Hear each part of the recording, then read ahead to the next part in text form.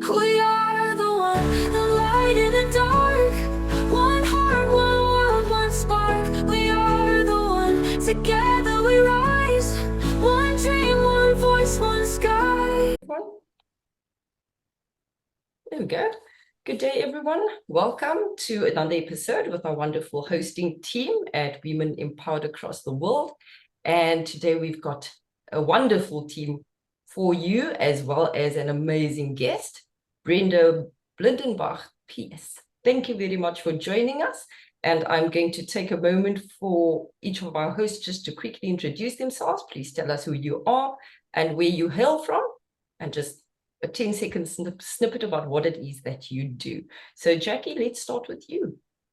Jackie Zaccoli. I live in Arizona. My heart is in Africa, and I bring resources to underserved populations of the world. Thanks, Jackie. Susan, your turn. I'm Susan Lubo. I live in Florida, and I am an artist and a writer. Wonderful. Thank you, Maria. And I'm Maria from UK. We just set up a community interest company called Water for the World, which is bringing water to communities in Africa. I'm going to leave it at that. And thank you so much. Wonderful. Thanks, Maria. Chinray. Hi, I'm Chinray Nadim Jack. I am here in California. And of course, I am Global Women Empowerment and working with women and children in Africa for sustainability. Thanks very much. And myself, I am Megan Diaz, based in Cape Town, South Africa. And I am a youth catalyst and a global literacy advocate. And welcome to everyone. Glad to have you joining us. And may I please introduce Brenda, our guest for today. Brenda, how are you? And welcome. Thank you, Megan, and everybody here on this panel. I'm so excited to be here. So a little bit about myself. I'm Brenda Blindenbach, as Megan has said, and I support women who are 45 plus, who are experiencing gut health issues, and I help them to reestablish their gut, their gut biome, and to replenish their body for more energy so that they can have vibrant health and fulfill their purpose in life. So a little bit about myself. My father went to Kuwait, of course, years ago when he was a young man, and Kuwait is in the Persian Gulf. And they actually had nothing there. When they went there, it was a complete desert. They had to live in tents for 2 years before they could even bring their wives in. So eventually, of course, they had, homes, and he worked for the Kuwait Oil Company. So it was very rich. They had resources. It blossomed into almost a paradise eventually.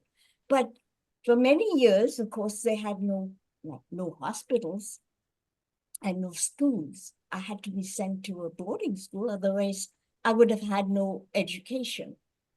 My father, in the meantime, got type 2 diabetes and didn't know about it because at that time, nobody knew too much about these conditions. And he was losing weight, not doing well, etc. And luckily, he had a friend who was a laboratory technologist. And he said to him, John, I need a sample of urine from you because I think you have diabetes. And he tested it, and sure enough, he had diabetes.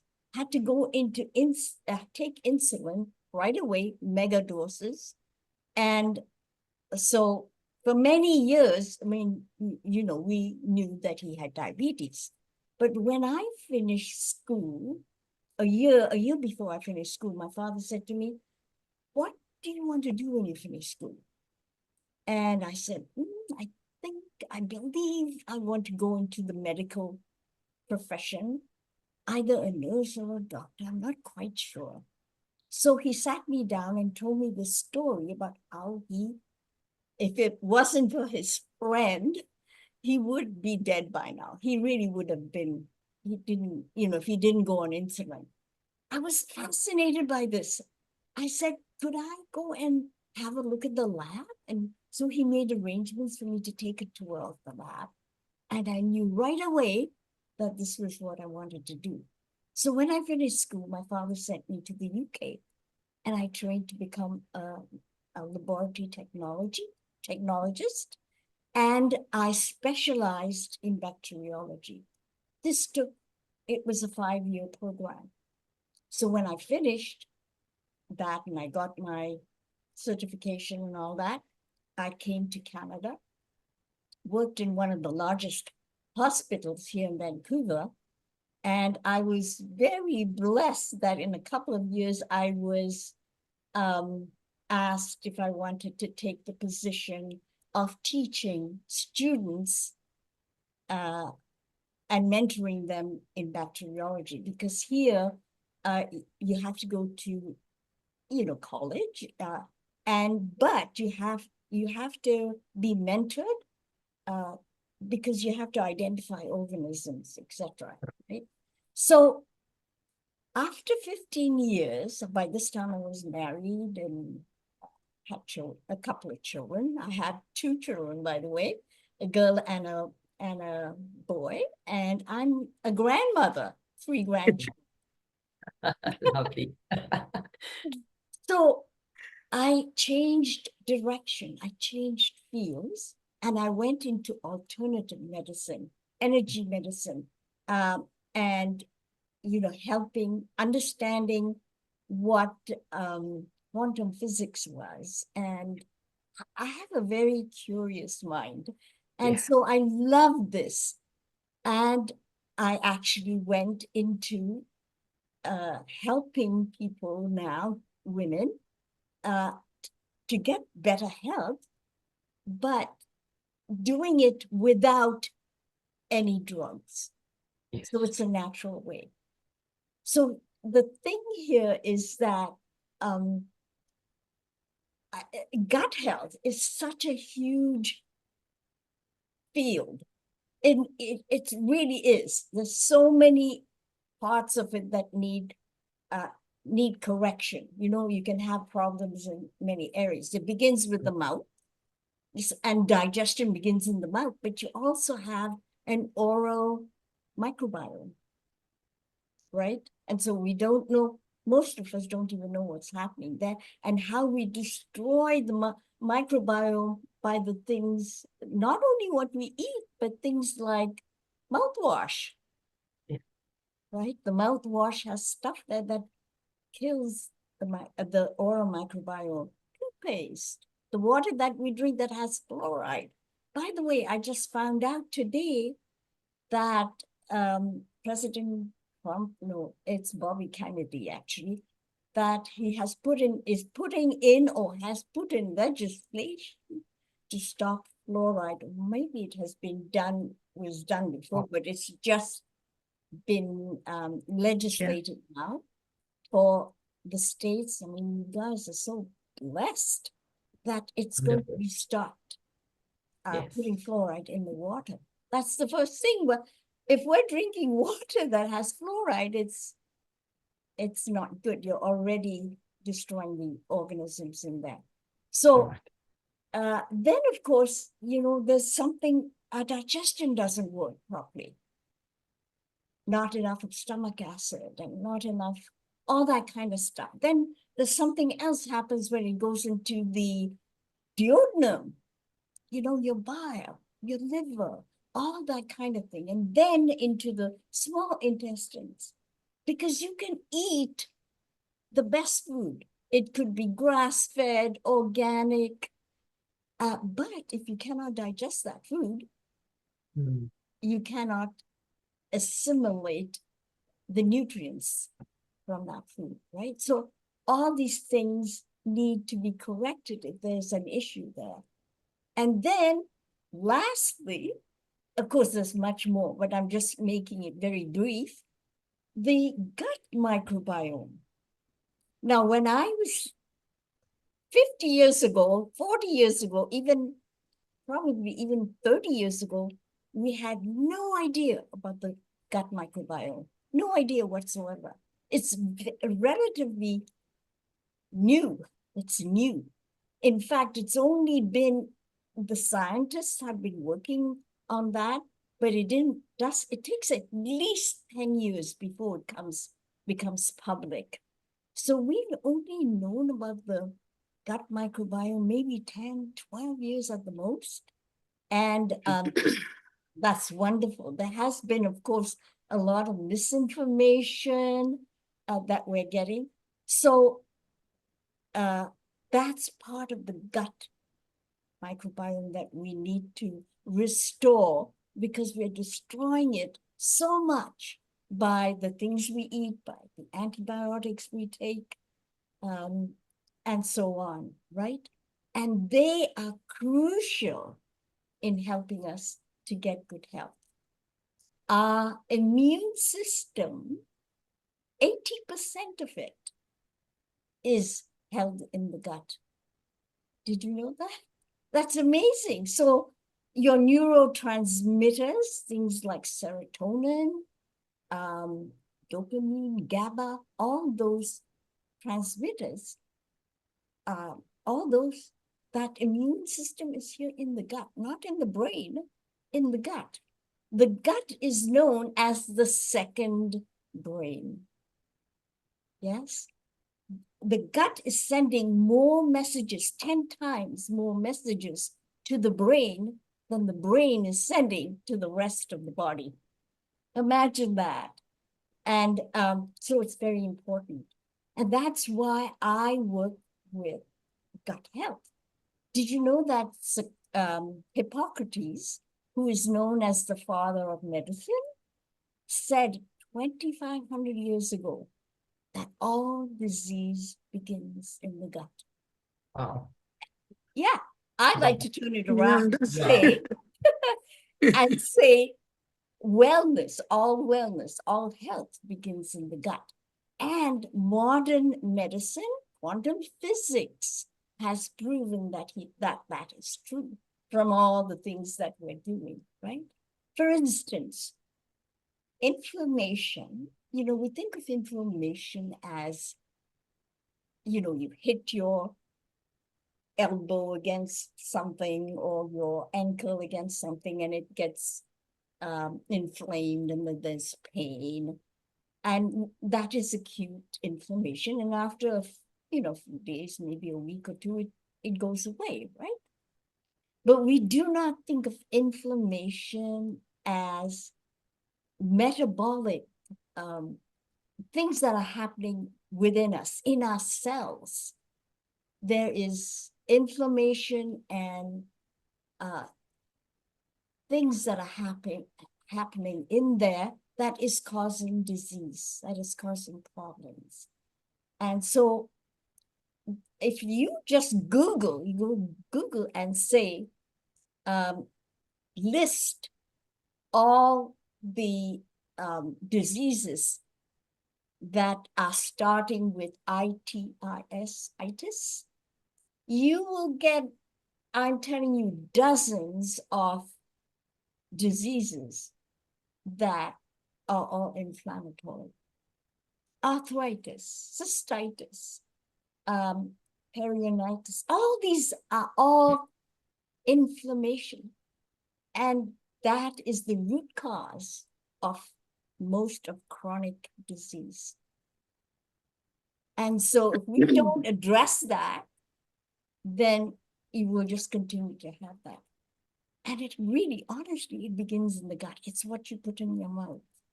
So it's all to do with lifestyle, making lifestyle changes. By the way, just on another note, things like type 2 diabetes, for instance, that I meant to look up the recent figures for how many there are in the world. I don't know if you realize it's a pandemic. We talked about COVID being a pandemic. This has been around for decades, and it's just going up. And the reason it's happening is because we're not watching what we're eating. It begins there. I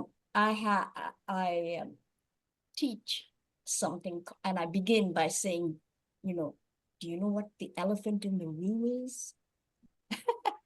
And yeah, it is. I wonder if any of you know about it, because it's quite fast, and it is really sugar. We don't know how important avoiding sugar is. But beyond that, the things that have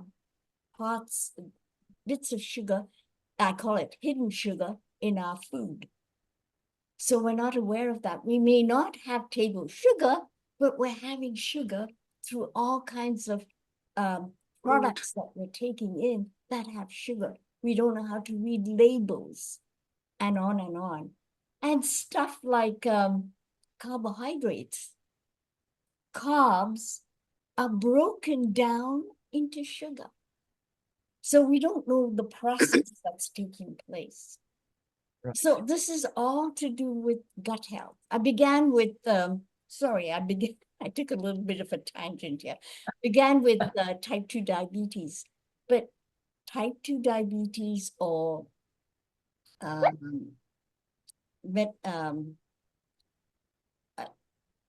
1, it's not so much type 1, it's an autoimmune problem, but type 2 diabetes, pre-diabetes, gestational diabetes, all of that is to do with changing your lifestyle. Yeah. But here's the thing. Did you also know that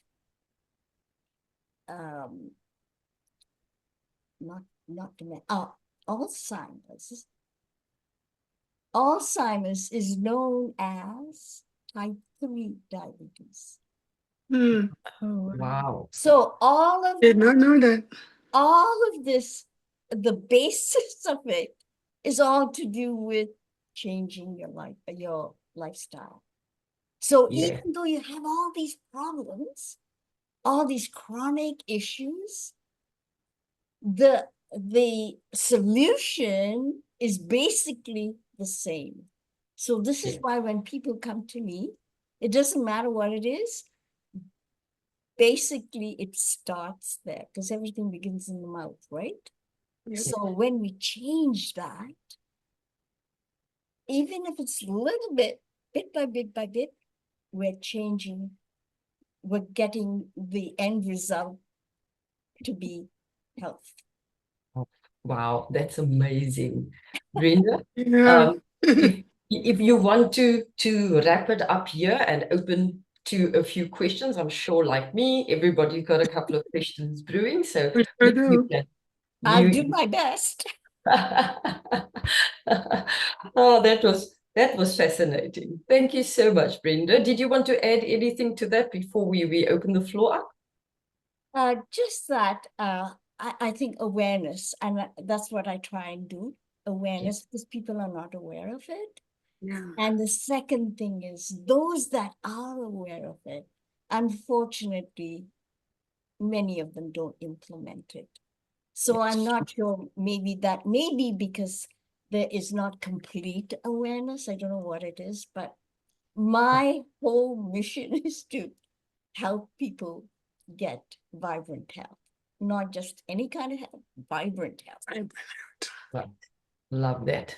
Thank you so much for sharing your story with us, Brenda. And I'm going to ask our hosts to just raise their hands, their virtual hands, if they are wanting to ask a question. And I see Maria's off the block already. Maria, please go ahead. Well, thanks so much. That was really interesting. I was a carer for my husband for 16 years, and he had type 2 diabetes, and we battled various things because he didn't want to change. But when I was diagnosed with diabetes, I said to the doctor, looking him in the eye, as I'm looking at you now, diet and exercise for me. I don't want any of your medication. And I did put myself on what do you call it, intermittent fasting. And so I wanted to ask you what you thought about intermittent fasting and how you would do it if you did it. I do intermittent Nice. fasting, and that's wonderful, Maria, because So it depends, okay? So you're already fasting 12 hours. If say you had your last meal was at say 7 o'clock, okay? Mhm. So if you didn't eat anything after that and you got up at 7, you've already got 12 hours of not eating. And that 12 hours is giving the body time, hopefully finish digesting. And now the rest of the time, say 4 or 5 hours digesting the food, and the rest of the time, it's working on replenishing and doing the healing work that you need to. So that's the basic. So this is why it's not good to eat after you finish dinner. Now, Oh. if you add another even 1 hour or 2 hours or 4 hours, so now you've gone, say you've not eating for another 4 hours, that's 16 hours. Is that right? Yeah. That's what I was doing. That's what I was Yes. doing. Yeah. So now you've given your body even more time, not only to heal itself, but here's the thing with insulin. It's not, it is important, of course, to take, for your sugar. That's understanding how that works is important. But the most important thing is we've got too much insulin. So we're giving time, and that takes a longer time to come down than your blood sugars. So you're now giving it more time to come down. And if you do this on a regular basis, and you go even longer if you can, you're bringing your insulin levels down. So Maria, do Yeah. you have you, and doctors don't like to do it. I don't really know why. I think maybe they don't know, but have you asked your doctor, or has your doctor ever done fasting insulin level test? No, but I had a blood test quite recently, and they said I'm in remission. So I'm happy with that. I was only very, very slightly into diabetes, and Oh. because of and I've gone down 5 dress sizes. So I'm, fit, healthy. I go for walks. I do lots of exercise, and I couldn't have done what I did with Kenya and everything else. I don't think I could have survived all of that if I'd still been the weight I was and in the diabetic frame. I'd sort of kind of prepared myself. And I remember when I was walking down the hill one day and I said, well, why me? And it was like, well, you've been prepared. You've got yourself organized. You're fit, healthy. Go for it. It was like this was coming from inside me. It was big. It was a mission. And so yeah, I'm really interested that you go with that, because I did from 6:30 till about 12 or 1 o'clock Yes, for yes. quite quite a lot of months, I do and 16 felt good hours as with well. it. Yeah. Thank you. Yeah. For you, congratulations. You took responsibility for your health. Yes. And yes, yeah, implemented anything that you knew. Wonderful. Well, then they Congratulations. discovered when they told me I was in remission, they said I had tiny gallstones, and so I'm afraid butter is my downfall. Butter has been my friend since I was a child, and so I've had to wean myself off that, which I've done. I've gone on to something which is with olive oil, and I eat a lot of oil. So yeah, but basically I'm doing well. So thank you. Yeah. You're Well welcome. done. Great going, Maria. Okay, Susan, your turn. Please go ahead. I wanted to know what your method is for knowing what people have and what is missing, like from their oral flora down all the way through the different systems. Do you do lab tests? Like, how do you find out what they actually need? Yes.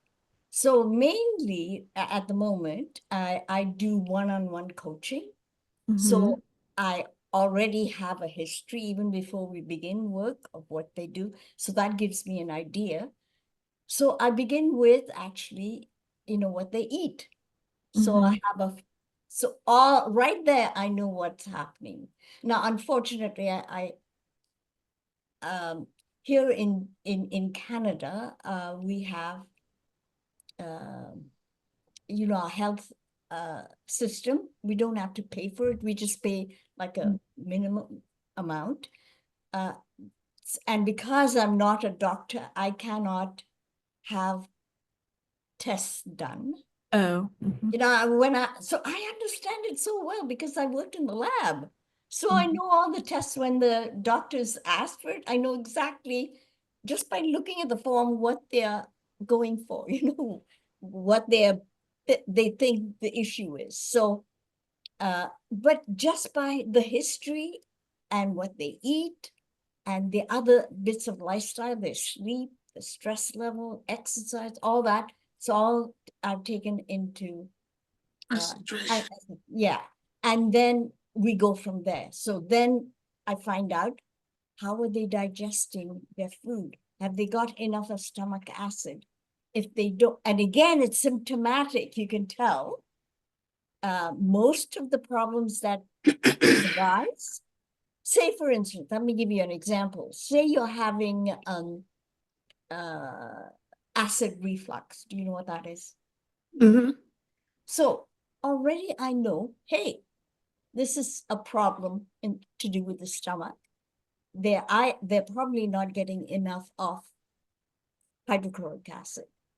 So, you know, when we work on that, then I give them, if your stomach is not making it, then you need to get something that will replace that hydrochloric acid through a supplement, right? So they have the supplement, and then we find out you know, how that works. And you can tell by the things that are happening. So if they had acid reflux, eventually they're not going to have it. Did that Wonderful. answer your question? Sure. Yep. Mhm. Yeah. Yeah. Thank you. Thanks, Brenda. Thanks, Susan. Chinred, you want to jump in here? Yes, I do. Thank you so much, Brenda. I think this is really needed. That's a bit different from most of the work that we do, but I actually very much interested. I'm a juicer. I juice pretty much all the time, but I do have pretty good question about the gut healing because I believe that most of the health issues, like you indicated, starts from our gut. So tell me, I do water fasting sometimes. I've done up to 36 hours and I'm trying to heal my gut and of course inflammation as well. What do you recommend or how do you treat the bacteria in the gut? The microbiome. So the microbiome, if just to let you know what it is, we have in our body, we have trillions, not million, not billion, trillions. Can you even, I can't even go there. Honestly, trillions of cells in our body. Guess what? We have 10 times more bacteria than cells. We're more bacteria than cells. And it's most of them, of course, we have them on everywhere in our body, on our skin and our nose, you know, membrane and all that. But most of them are in the gut, in the colon. And they do so much work. I mean, I actually have a module just on the microbiome. So they're working on your behalf. They're doing lots of things. They're eating the food that we have and making short change fatty acids that strengthen the lining of the gut and all that kind of stuff, right?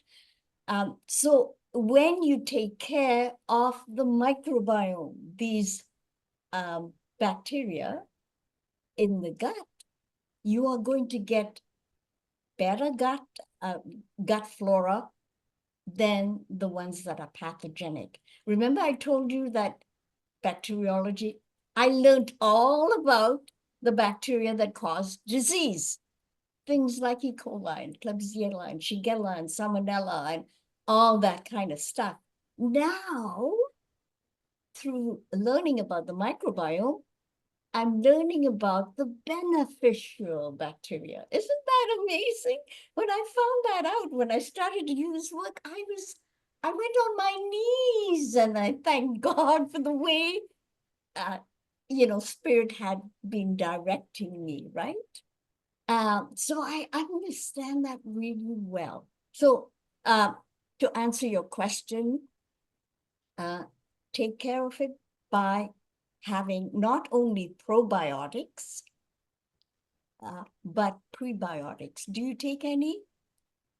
I pretty much do sometimes on the yogurt, but it's looking for one packed with probiotic, but without the sugar. Without the So sugar. you're having it, I get you. So you're having it through food. And, Through food, and yes. yeah, now yogurt is okay, but here's the thing. There is actually very little probiotics in there. It would be better if you were going to just have food. It would be better for you to have things like sauerkraut, kimchi, those kind of things, because and you must make sure that first and foremost it's organic and it's not in vinegar. So why would that be? All right, so just make sure it's in brine. Yeah, salt water, no vinegar, because the No vinegar vinegar. any acid will destroy the bacteria. The bacteria. Yeah. And it's really interesting you say that because you mentioned something about what we eat. Sometimes I watch some of the recipes and I see the amount of sugar Yes, that is incorporated in the dishes is unbelievable. And that is why there's a lot of inflammation issues in our bodies. yeah, And so thank absolutely, you. absolutely right. So I always tell my people, for God's sake, if you're going to buy canned goods and whatever, should not really be buying that many. Read the labels. The first thing is how much sugar there is. Next thing, how much carbs there are, right? And then the fiber. Because when you understand total carbs versus net carbs, do you know how to find out how you get net carbs? You subtract the total carbs and from the fiber and you get net carbs, okay? So it makes a difference, especially if you have diabetes. I don't know how much time I have, but if you have diabetes, most people that have type 2 diabetes, they're very, very sensitive to carb. They cannot really take carbs. So it's, believe it or not, you've got to go on a diet that has so little carbs. You've got to watch the carb count. Otherwise, you just be raising your insulin. That's the most important thing. So next question probably should be, what kind of a diet do I go on? Now, I'm only doing this because, believe it or not, and I'm just going to be authentic. I have no problem about it. I've had type 2 diabetes for years. And my doctor told me the same thing. You can't do it through diet, and put me on, this was years ago, and I didn't know anything about it then. So he put me on oral medication. I did that for a little while. It just got worse, so it became stronger oral medication. Got worse. And of course, I'm not eating the right things because you sent me to the diabetic clinic. I'm sorry. That what they told me was so unbelievable. They told me I could have orange juice. Oh my God. That's the worst thing. It's nothing but sugar, right? So of course, what happened? I then went on insulin, and that got, because I did everything they told me to, but unfortunately, it wasn't correct. And then there came a point where I was taking such high doses of insulin, and I was getting worse. And by then I started to find out this is no good. I have to do something about it. And I took matters in my own hand. And that's when I started to change. And I realized that what I was doing was not right, changed it, brought my insulin levels down, brought my blood sugars, of course, down. And although I still take insulin, it's minute amounts, minute amounts. In fact, there are days where I don't even have to take my fast-acting insulin for a meal. So it's, I'm believing it's just going to be reversed all the time. But I will always have to watch my carb intake. So Yeah. sugar and carbs are very important. Okay, so yeah, especially if you have diabetes or Alzheimer's or stuff like that. It's for everybody, but especially for us. Thank you, Brenda. Brenda, that was super informative, and you absolutely ignited the fascination and the curiosity of this lab geek in this corner. So thank you very much for sharing all of that. I've also got a lab testing and lab equipment testing background, so I'm always fascinated by these things. So that was super to be listening to for the last half hour, and I'm definitely going to be in touch with you. I also invite everyone to please put their information into the chat. And Brenda, thanking you very much for joining us today. Brenda, your information has already been popped in. Oh, okay. Of Jackie. And we certainly will be reaching out to you, and to our viewers, our listeners. Thank you so much for tuning in. And we're looking forward to the next episode with you. Brenda, thank you so much once again. And to our hosts, nice job, everyone. Thank you for joining us today. Thank you, Brenda, for coming. Thank you so much for having me here. Thank you so much for Bye-bye. being Love here. it. Thank you. Loved you Thank you, too. Jackie. When we stand as one.